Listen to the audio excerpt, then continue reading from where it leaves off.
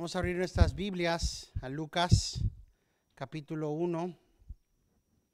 Lucas capítulo 1 y estaremos leyendo del versículo 19 al 25, meditando en una señal para la gente.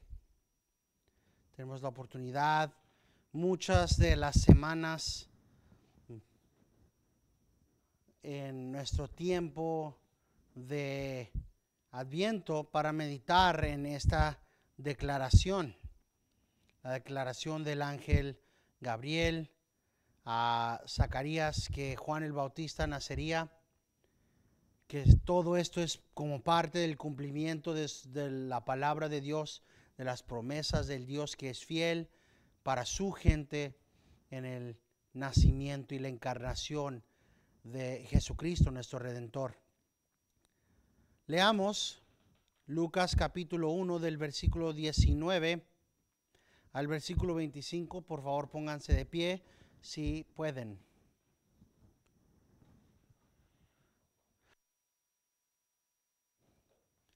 Dice así la palabra infalible e inerrante de Dios.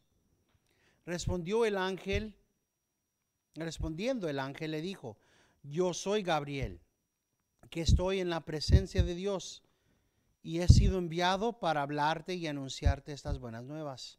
Y aquí te quedarás mudo, y no podrás hablar hasta el día en que todo esto acontezca, por cuanto no creíste mis palabras, las cuales se cumplirán a su debido tiempo. Y el pueblo estaba esperando a Zacarías, y se extrañaba de su tardanza en el templo. Pero cuando salió no podía hablarles, y se dieron cuenta de que había visto una visión en el templo. Y él les hablaba por señas y permanecía mudo. Y cuando se cumplieron los días de su servicio sacerdotal, regresó a su casa.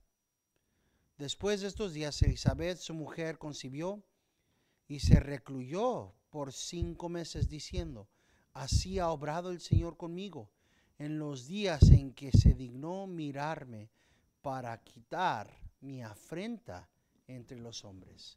Oremos. Padre celestial, gracias por tu bondad y por tu palabra, Señor. Te pedimos, como lo hacemos cada semana, que nos ayudes y capacites para oír tu palabra y cometerla a memoria, Señor, para que no pequemos contra ti. Ayúdanos, Señor, a ser buenos hacedores de tu palabra y no simplemente buenos oidores de tu palabra. Esto lo pedimos en el nombre de Cristo, nuestro Redentor. Amén. Pueden tomar su asiento. Hablamos la semana pasada de la realidad del pecado, de la duda, y de que ha sido hecho poco, ha sido hecho menos este pecado de dudar. También hablamos de cómo es que tenemos que ver la duda y cómo es que Dios trata con nosotros cuando dudamos conforme a las Sagradas Escrituras. Que la palabra de Dios nos dice claramente: yo tendré misericordia del quien yo tendré misericordia. Eso es lo que terminamos la semana pasada, meditando en esa realidad, que el Señor demuestra misericordia a Abraham cuando no cree completamente, que el Señor no le demostró misericordia a Moisés cuando el Señor le ordena a Moisés: ve y toma tu bastón. No, ¿verdad? No era lo que le dijo. Le dijo: ve y habla, dile a la roca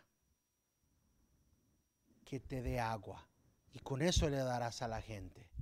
Dudó Moisés. No fue y le habló a la piedra, sino que dijo: haremos de darle agua a la gente, y guas, 2 veces le pegó a la piedra y aún así el Señor dio agua a su gente. Pero las consecuencias por la duda de Moisés era que el Señor le dijo, no entrarás a la tierra prometida. Le permitió que subiera al monte y que viera la tierra prometida. Y sabemos de nuestra conversación en la escuela dominical hace unas 3-4 semanas, que de hecho sí alcanzó a venir a la tierra prometida, pero no hasta cuando nuestro Señor Jesucristo estuvo transfigurándose en el monte de la transfiguración.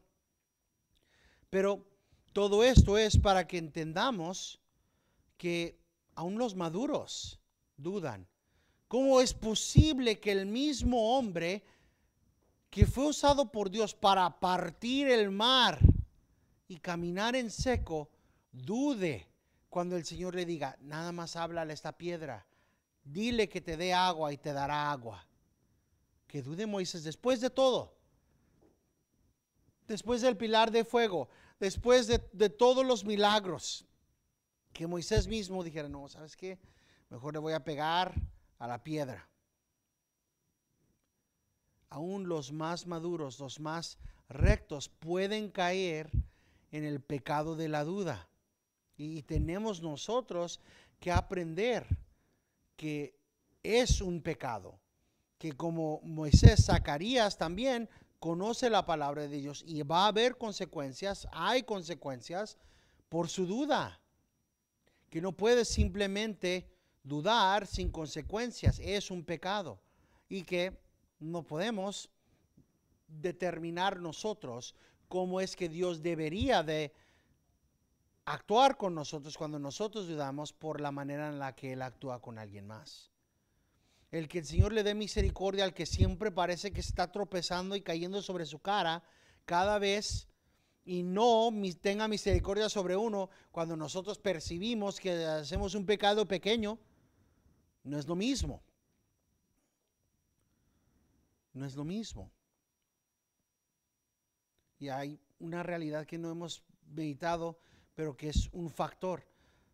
Consideramos la manera en la que muchos carismáticos y en las iglesias modernas en el oeste tienen la manera de pensar. Dicen, oh, pero si Dios me hablara directamente, entonces eliminaría todos los problemas de el pecado de la duda.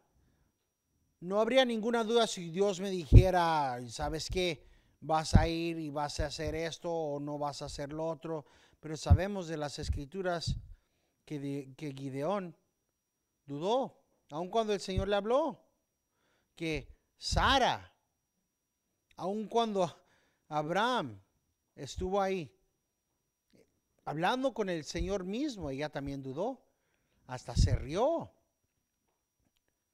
Y le dijo el Señor, no, pero sí, dudaste.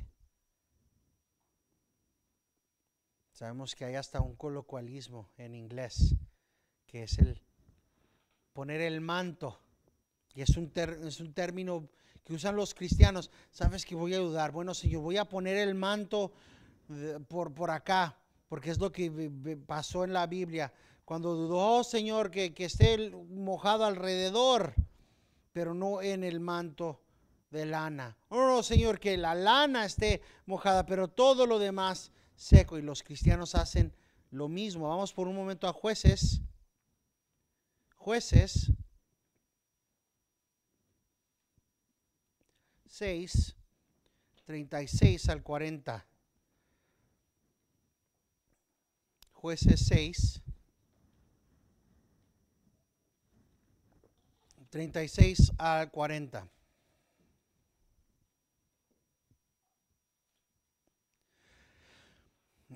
Entonces Gideón dijo a Dios, si has de librar a Israel por mi mano, como has dicho. Noten, si vas a hacer lo que tú dijiste que vas a hacer, he aquí, yo pondré un velón de lana en la era. Si hay rocío solamente en el velón y toda la tierra queda seca, entonces sabré que librarás a Israel por mi mano, como has dicho. Y así sucedió. Cuando se levantó temprano en la mañana, exprimió el vellón, y escurrió el rocío del vellón, un tazón lleno de agua. Y Gedeón dijo a Dios: no se encienda tu ira. Vemos el reconocimiento. Aún Gedeón mismo sabe, o Gedeón sabe, que está pecando contra Dios en dudar. No te enojes, por favor, no se encienda tu ira contra mí si hablo otra vez. Te ruego que me permitas hacer otra vez una prueba con el vellón, que ahora quede seco el vellón y haya rocío en toda la tierra. Así lo hizo Dios aquella noche, porque solamente quedó seco el vellón y había rocío en toda la tierra. Y Gedeón tuvo la guerra en mente, la batalla, y dudó. Sí, pues yo sé que Dios dijo que iba a darme la victoria, pero te quiero aseguranza extra. Aun cuando la multitud de la tribu de Manasés, de Aser, de Zebulón y de Naftalí respondieron al llamado de la batalla. Pero ¿qué más vemos? Vemos que el Señor tuvo misericordia. Le permitió ambas veces. Pero la realidad es que hay todo un número, un grupo de cristianos que se la pasan su vida probando a Dios y probando a Dios. Bueno, Señor, pero si una señal más. Y si es lo que quieres, algo más, que sea claro aquí. No podemos pensar que nosotros vamos a recibir la misma misericordia que Gedeón recibió. No podemos pensar que vamos a recibir la misma misericordia que Sara o Abraham recibieron, porque el Señor nos demuestra que Él demostrará misericordia a unos y disciplina a otros. Moisés fue disciplinado: no vas a ver la tierra prometida, vente. Zacarías quedó sordo y mudo por su duda. No hay ningún punto en la vida cristiana donde estamos recibiendo de Dios lo que merecemos. De hecho, si pensamos realmente en la demostración de la gracia de Dios para con nosotros en Jesucristo nuestro Salvador, la verdad es que siempre recibimos más de lo que merecemos. Cada instante.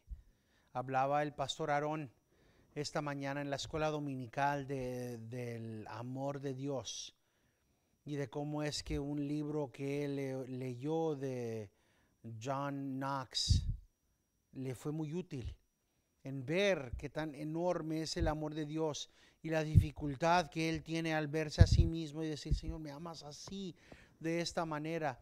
Y coincidentemente, aunque no hay coincidencias, ¿verdad? Siendo cristianos reconocemos esto.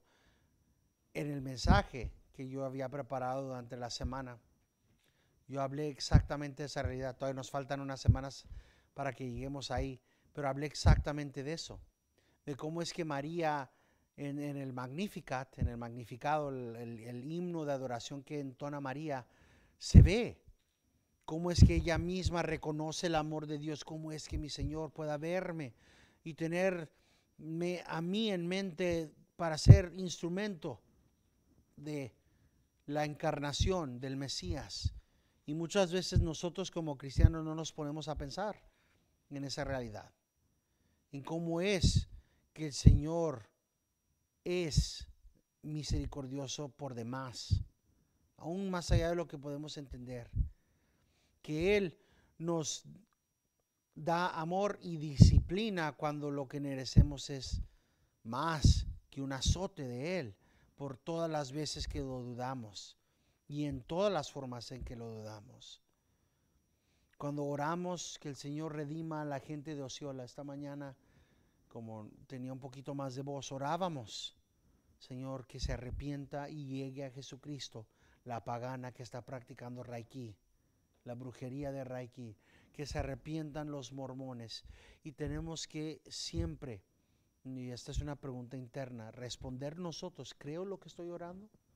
Creo que el Señor puede, si Él quiere, sinceramente redimir a esa pagana. creo que el Señor puede llenar todos los trabajos en Osceola con cristianos. Absolutamente sí. Pero muchas veces no es el caso. ¿Qué cuando hay cáncer? ¿Qué cuando hay enfermedad? ¿Qué cuando es alguien que hemos conocido por años y estamos orando por su salvación? Ahí es cuando dudamos. Y el Señor es misericordioso. Hay hasta nombres que hay para cristianos que dudan. Dudadora Debbie. O Tomás, que no cree. Pero la verdad es que cada uno de nosotros no creemos fuertemente en las promesas del Señor. En cada etapa de nuestro crecimiento deberíamos de considerar, merezco disciplina y el Señor me da amor. Merezco azote. Me desperté mereciendo disciplina. El momento en el que abrí mis ojos y dije buenos días a mi esposa, oremos a las 4 de la mañana hoy, estaba desobedeciendo al Señor, a no amarlo como debería. Aún en todos mis esfuerzos no alcanzo la perfección de Cristo, aunque me es mandada ir en pos de esa. Y en cada uno de esos casos es al propósito, para que cuando nos despertemos tengamos la oportunidad de decir, Señor, renuevo mis votos. Quiero, Señor, esta mañana obedecerte más que el día anterior. Señor, creo, ayuda mi incredulidad. Señor, te amo, ayuda mi amor que falla tan frecuentemente. La respuesta del ángel Gabriel es clara. Le dice, yo soy Gabriel, que estoy en la presencia de Dios. ¿Cómo responde Gabriel a la duda de Zacarías? Di lo que quieres, no importa, yo vengo con la palabra del Dios de la verdad. Yo estoy ante la presencia de Dios. Es la veracidad de la palabra. Zacarías dice, pero es que soy anciano. Mi esposa es anciana. ¿Cómo vamos a tener hijos? Dios lo dijo. ¿Cómo? ¿Cómo? ¿Por qué estás preguntando cómo? Dios dijo que va a ser y lo será. Vemos alrededor del mundo, vemos en nuestras vidas todo tipo de cosas. Vamos envejeciendo, nuestros cuerpos empiezan a fallar, hay dolores y hay momentos, si somos sinceros, donde pensamos, Señor, ¿es esto lo que tienes para mí? ¿No puedes venir hoy? ¿No puedes venir ahorita, antes de que sea anciano y no pueda caminar, antes de que estos dolores incrementen? Es muy sencillo pensar así. Es muy sencillo decir, Señor, ven antes de que pierda la capacidad de acordarme de quién soy.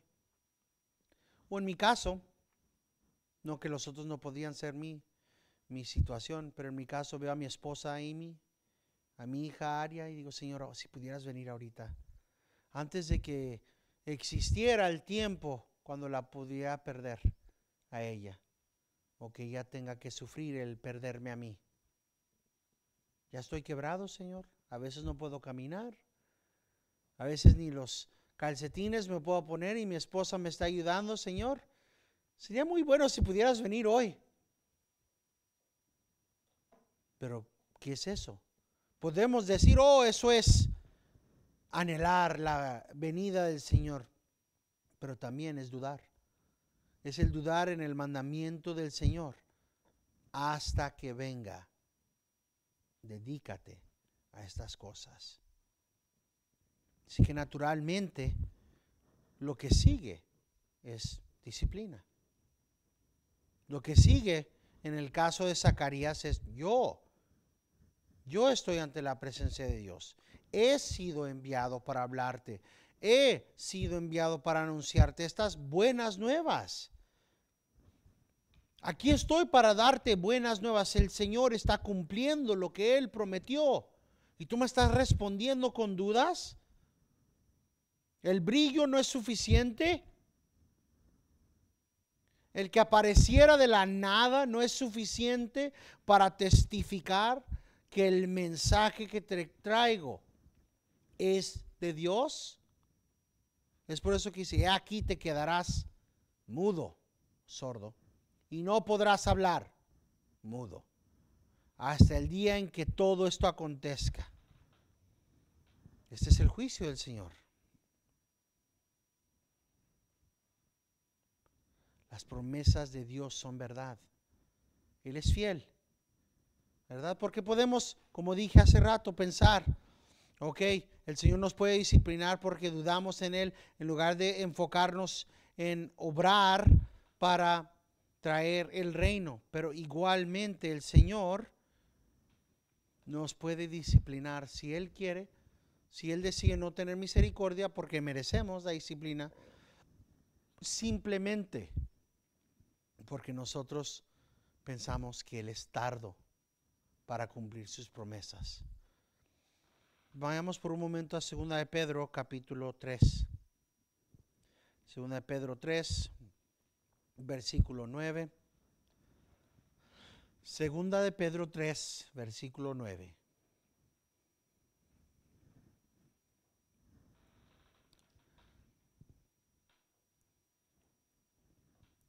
Esto es algo que deberíamos de subrayar.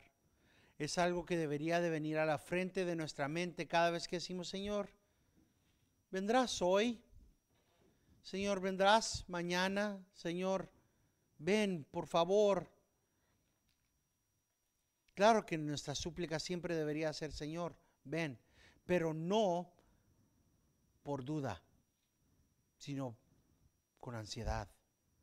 Y nunca con el dudar que Él vendrá.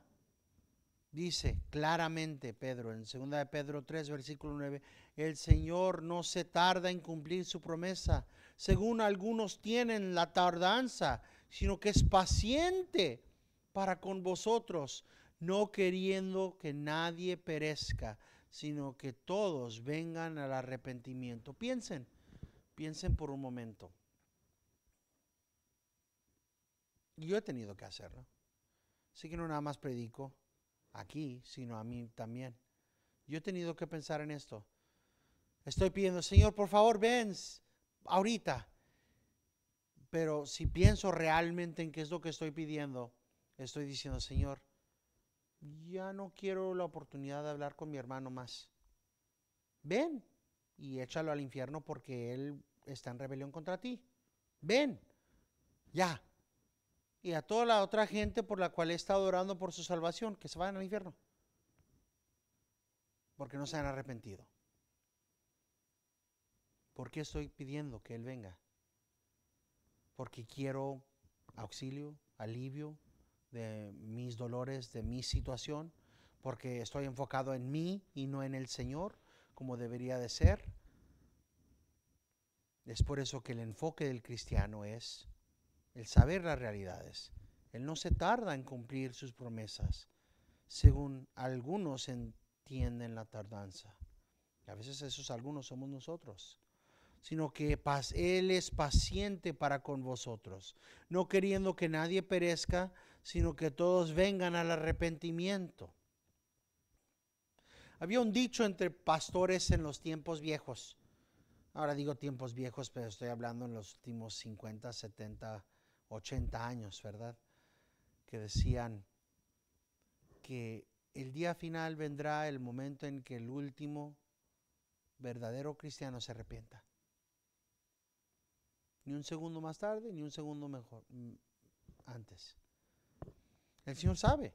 Él espera que todos los suyos vengan al arrepentimiento.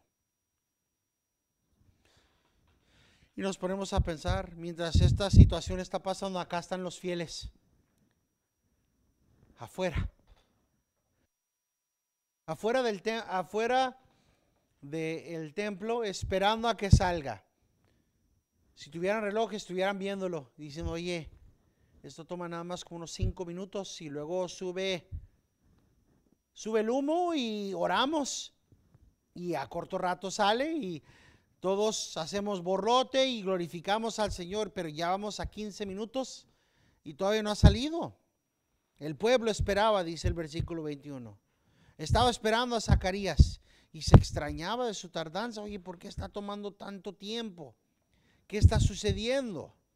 Eso está tomando más tiempo de lo normal. Y luego sale finalmente y no puede hablar.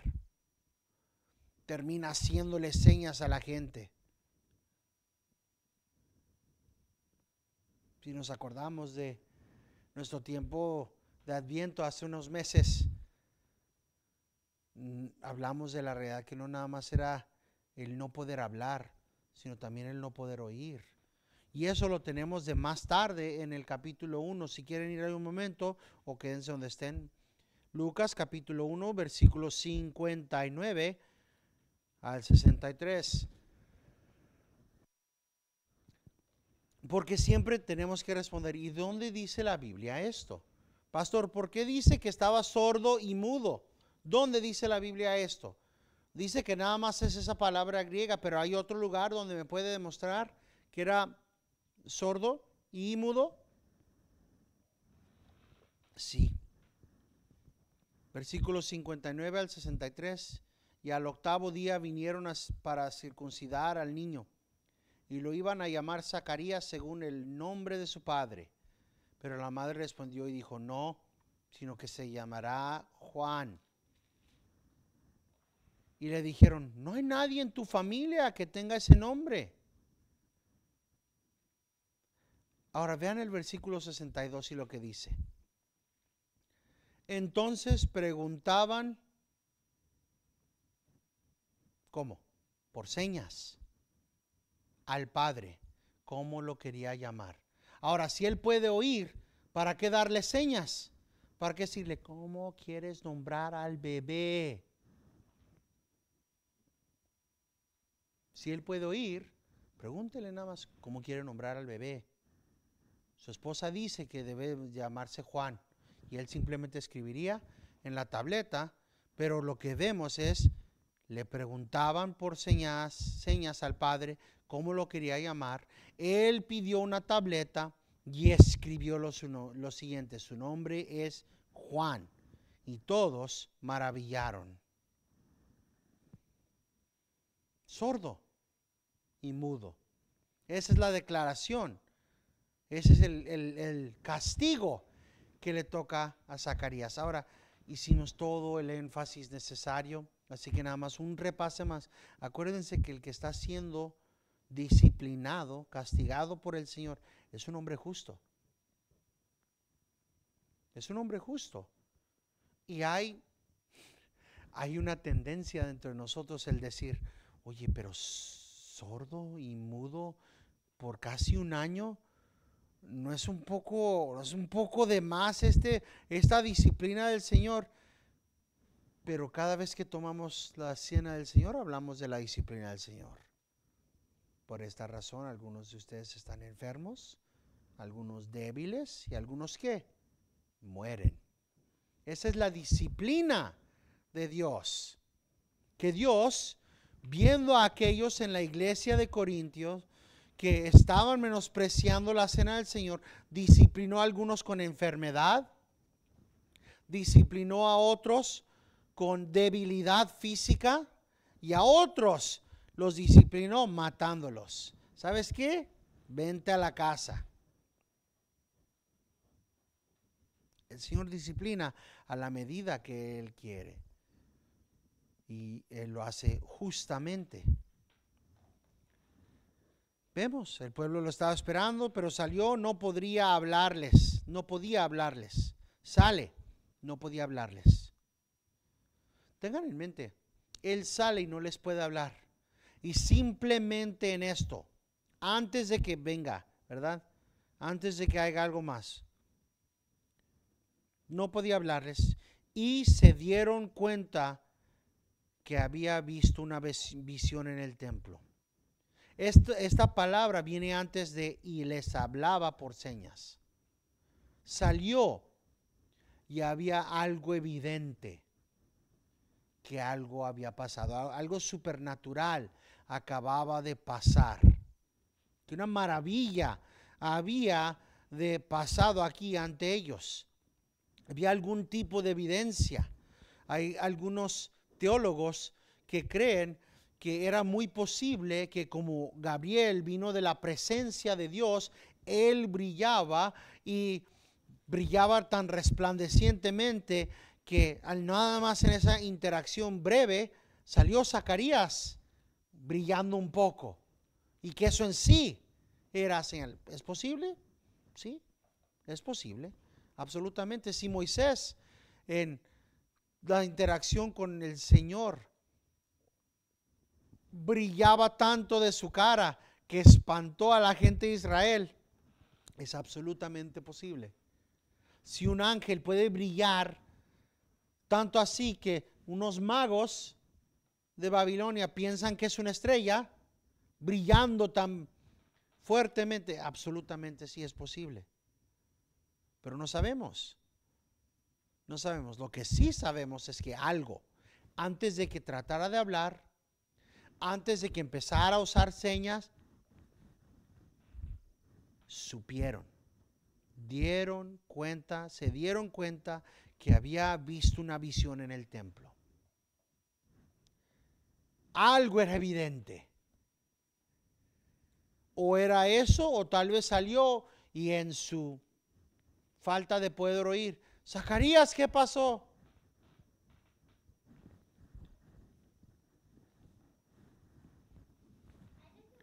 Está haciendo las señas y finalmente hacen la conclusión y permanecía mudo. Pero una de las partes importantes, y esto es lo que hablamos la última vez, no escapamos la verdad que Él es justo. Zacarías es justo. Imagínense la dedicación. Y esto es un carácter que cada uno de nosotros tenemos que tratar de emular. Nosotros, aun cuando el Señor nos disciplina, y no es fácil, no lo es. Vemos la dedicación de Zacarías aquí. Versículo 23. Un pasaje chiquito que normalmente se lee y se pasa. Y cuando se cumplieron los días de su servicio sacerdotal, regresó a su casa. ¿Cómo? ¿Me estás diciendo que sordo y mudo se quedó a obedecer su trabajo como sacerdote? Sí. Es exactamente el carácter de un hombre recto. Y es parte de lo que tenemos que tener en mente, porque informa todo. Estaba orando por sí mismo y por su mujer que tuviera. No, tampoco hubiera hecho sentido. Acabo de orar para que mi esposa tenga hijo. Viene el ángel a decirme que voy a tener hijo y le voy a decir, oye, pero ¿cómo va a ser esto?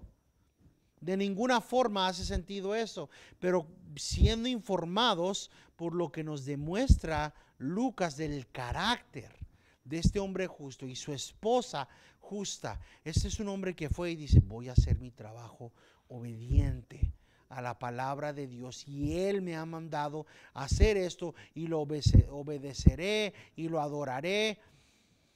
Y viene la disciplina, y ¿qué es lo que hace? Sale y voy a continuar adorando, voy a continuar trabajando, y después, cuando ya termine mi tiempo dedicado al Señor, voy a mi casa. No se fue inmediatamente, a cumplir lo que el ángel le dijo. Bueno, pues ya no puedo ni oír, vamos a ver a mi esposa y a describir en una tableta y decirle qué pasó, y vamos a tener hijo, mi amor. Aquí lo escribí en una tableta porque ni puedo oír ni puedo hablar. No, él se quedó. Ahora piensen en el número de interacciones que tienes cada día, donde tienes que oír a alguien, donde tienes que responder a alguien. Ahora imagínense a Zacarías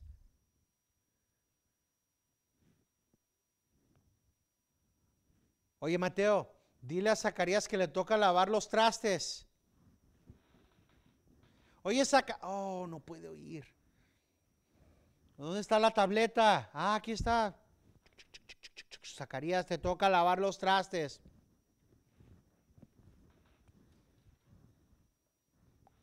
La dedicación a continuar, a ir y todavía tener esa disciplina. ¿Qué tanto más se complicara la situación para él? Como es casi como para decir, oiga, vamos a ponerlo a barrer nada más cada día para que no tengamos que decirle, mira, tú barre desde esta hora hasta que baje el sol, tú barre, tú nada más ponte a barrer, barre y barre.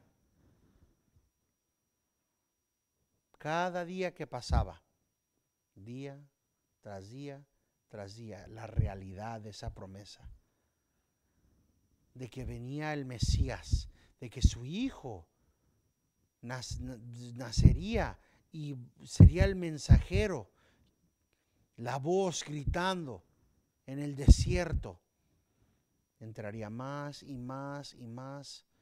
Honestamente, con cada día que le quedaba para seguir trabajando, probablemente estaba haciéndolo no nada más con la disciplina en mente, pero yo diría que hasta con gozo. Al reconocer, él tendría el recordatorio permanente. Ah, no puedo ir. ¿Y por qué no puedo ir? Porque voy a tener un hijo. Y este hijo va a ser grande ante el Señor.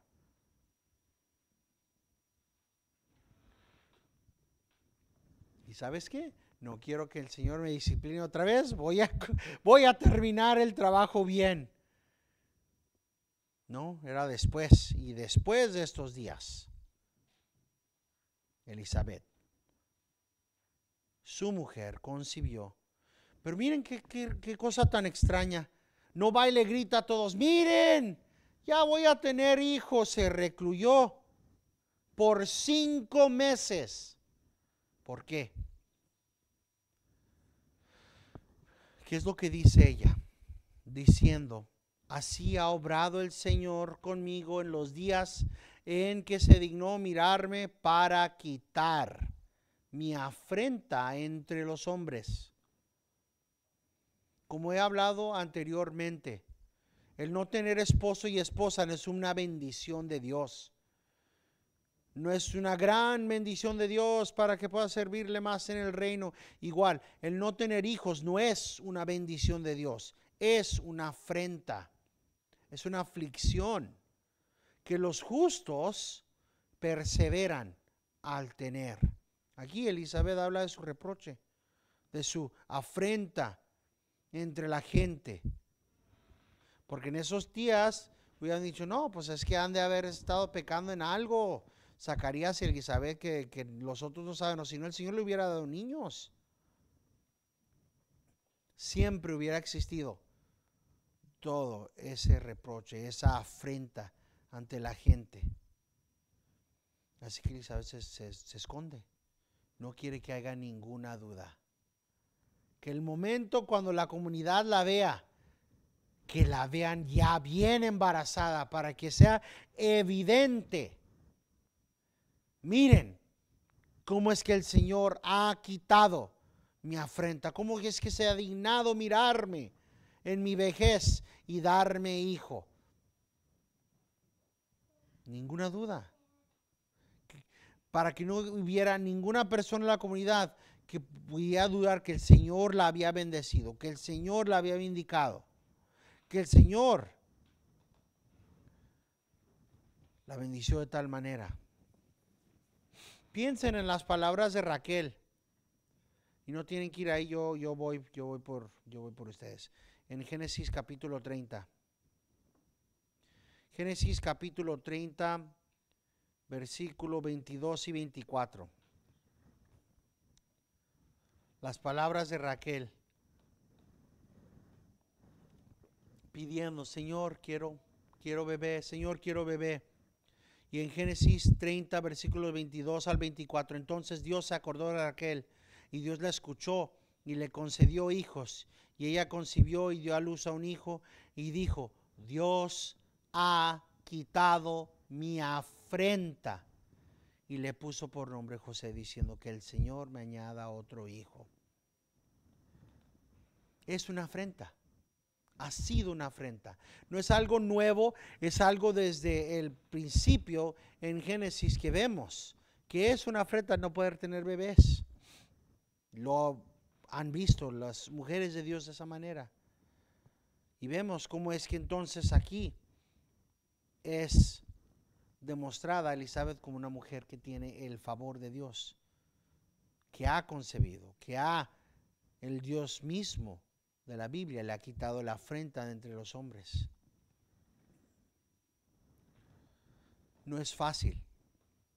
No es fácil buscar al Señor en los días normales porque somos débiles.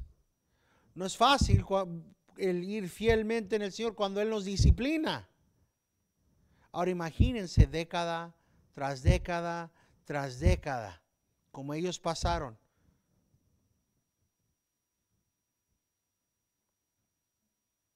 Sin hijo. Con gente diciendo, no, es que mira, han de haber, están haciendo algo mal. Se ven muy limpios, se ven muy así, pero la verdad es que han de estar pecando, pero feo, porque Dios no les ha dado hijo. Y sabemos que Dios le da hijo a los que bien los sirven, pero persistieron en ir en pos de la santidad.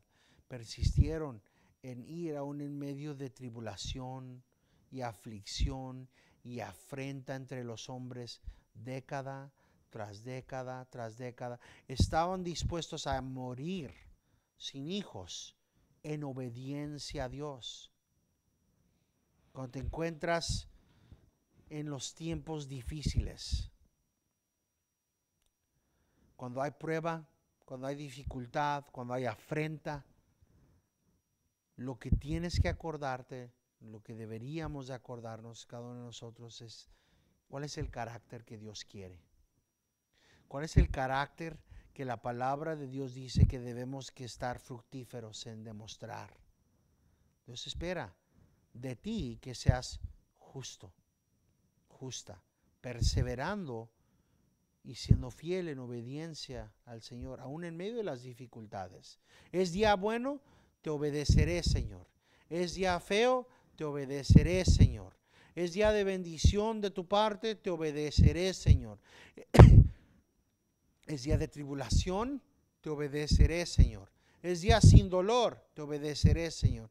¿Es día donde no puedo con el dolor? Te obedeceré, Señor. Eso es lo que el Señor manda, que lo obedezcamos. Continuaremos la próxima semana empezando a ver el anuncio del nacimiento de nuestro Señor en el versículo 26. Terminamos con la palabra de Pablo en 2 Corintios 13:14. La gracia del Señor Jesucristo, el amor de Dios y la comunión del Espíritu Santo sea con vosotros todos. Y cada persona de Dios dice, amén.